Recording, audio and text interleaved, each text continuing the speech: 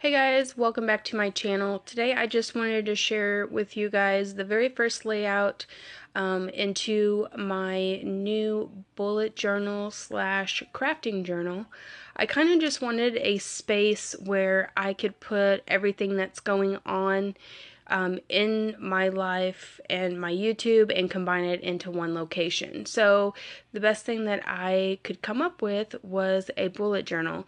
This will allow me to use it effectively with my lifestyle and what goes on with my life, as well as being able to add in bits and pieces of my crafting journal side as well.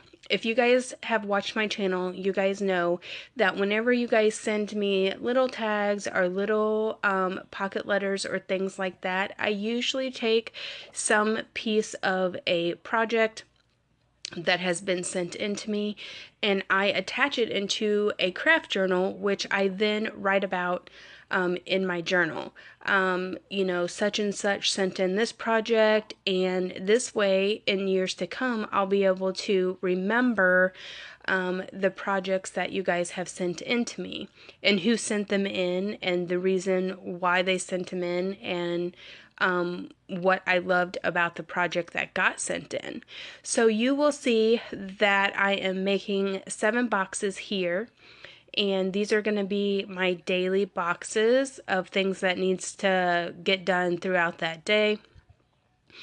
And I am not a perfect person. I don't feel like I need to use a ruler and make my lines perfect, and so you will see me not doing that. Life is messy and I'm not perfect, and I kind of prefer my journal and my work that I do to kind of reflect that outside of my professional job. My professional job is a whole totally different story. This is probably why I'm like this outside of work. And it is because I am completely professional at work and I go by the rules. I do things exactly the way that they should be done. Because you guys know I work in healthcare and I take my job very seriously when I'm dealing with people's lives.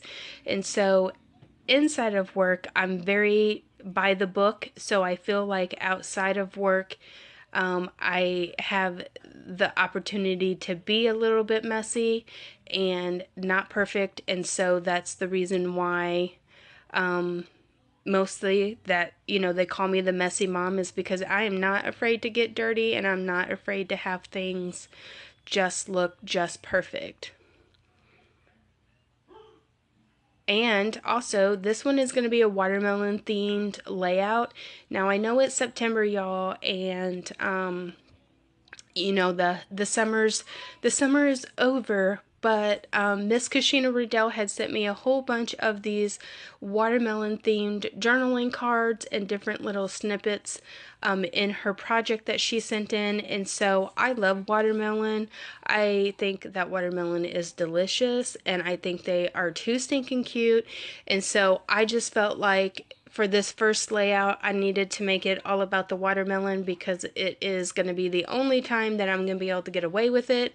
Being that it is the first week in September.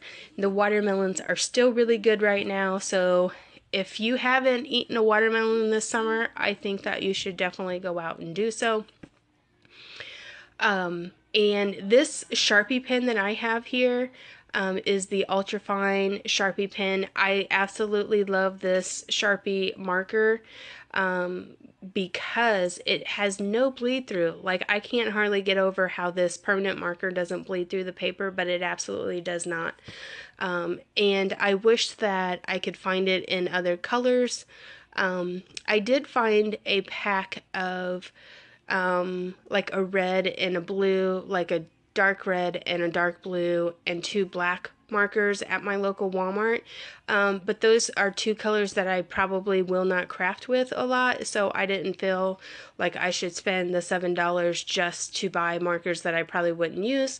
So if any of you planner girls out there know of any other type of like fine tipped marker, or maybe you know where to get like different colors. Like I'm all about bright colors, so like the pinks and the greens, you know, the bright pinks, the bright greens, those types of colors. If they make that Sharpie marker in those colors, please let me know where y'all got your markers from, or any other type of markers that will be really good to use in a craft journal or a bullet journal. This is not technically a bullet journal, I wouldn't say. It's like a crafty journal slash bullet journal, because I put craftiness into it.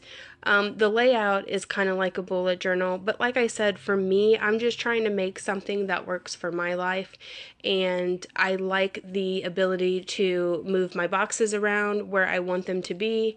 That works for me in my life, and then I also like to decorate it in a way that I would like to decorate it, not just all the time with stickers. As you guys can see, I like putting journaling cards and things inside my pages as well.